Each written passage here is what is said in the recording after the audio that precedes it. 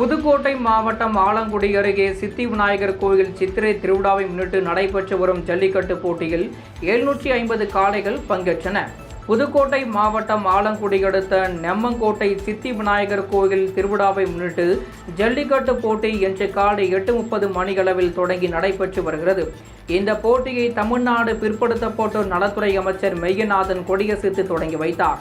போட்டி தொடங்குவதற்கு முன்னதாக ஜல்லிக்கட்டு உறுதிமொழியை வீரர்கள் மற்றும் பார்வையாளர்கள் எடுத்துக்கொண்டனர். இதில் பல்வேறு மாவட்டங்களில் இருந்து அழைத்து வரப்பட்டுள்ள 750 காளைகளும் 300 மாடுபிடி வீரர்களும் பங்கேற்றுள்ளனர். முன்னதாக போட்டியில் பங்கேற்கும் அனைத்து காளைகளுக்கும் மாடுபிடி வீரர்களுக்கும் மருத்துவ பரிசோதனை செய்யப்பட்டது. வாடி வாசலில் இருந்து துள்ளி குதித்து சீறி பாய்ந்து வரும் காளைகளை மாடுபிடி வீரர்கள் தழுவி வருகின்றனர். கோடை வெயில் சுட்டெரித்து வரும் நிலையில் மாடுபிடி வீரர்கள் சோர்வடையாமல் இருக்க பச்சை துணியாலான மேற்கூரை அமைக்கப்பட்டிருப்பது பாராட்டுகளை பெற்றுள்ளது.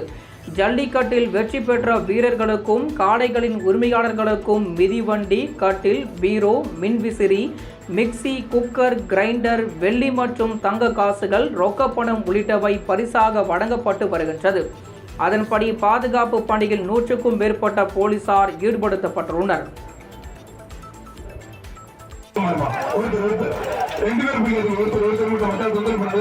நல்ல காலை நல்ல வீடு நல்லா